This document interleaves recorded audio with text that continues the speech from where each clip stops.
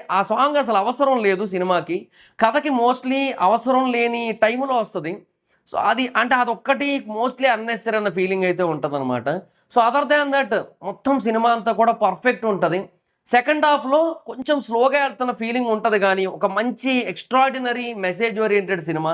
Especially ఆ sports డ్రామాలో and ఈ ఆత్మగౌరవం అనే కాన్సెప్ట్ ఏదైతే ఉందో, సో, దాని రిలేటెడ్‌గా ఏదైతే స్టోరీ వెళ్తదో చాలా బాగా హ్యాండిల్ చేశారు ఎస్పెషల్లీ. సినిమా అంటే జనరల్‌గా మనం ఇలాంటి కొన్ని ఈ స్పోర్ట్స్ డ్రామాల్ని జనరల్‌గా పర్సనల్ ఇంట్రెస్ట్‌లు గాకుండా తన చుట్టూ ఉండే వాళ్ళకి ఈ ఉపయోగపడేలాగా చేసే కొన్ని స్టోరీలుంటాయి జనరల్‌గా.